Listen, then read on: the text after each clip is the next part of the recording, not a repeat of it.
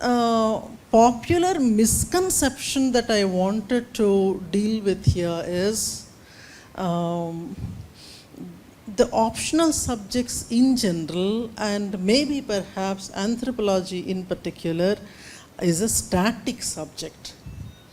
That has been a very popular misconception people had been having.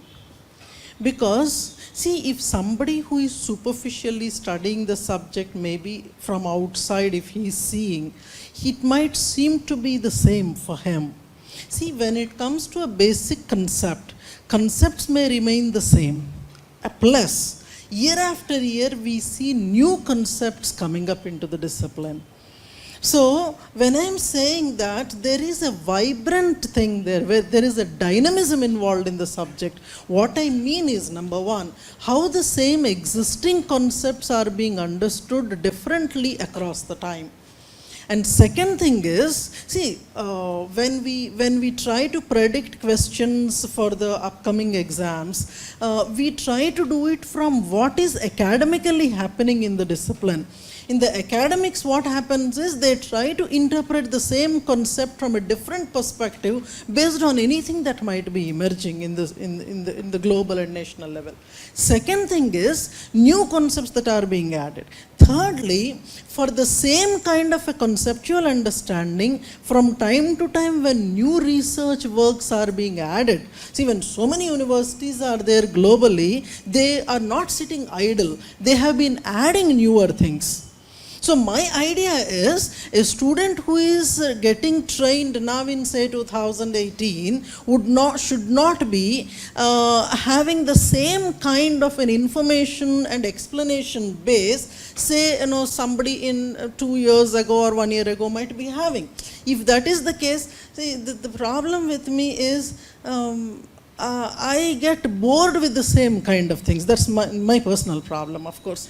I cannot teach the same thing. Suppose I have taught you something in today's class. If I have to deliver the same lecture tomorrow, technically I won't be doing the same thing tomorrow also, because it looks to be weird that I'm delivering the same thing. So there should be some kind of a value addition. If not anything else, something must have happened in the newspaper today. I should be based on that. So I'm not like, I write those 10 points for this topic and do the 10 points religiously the next 30 years. I don't believe in that. So at my personal level, I try to learn and improve from the student's perspective.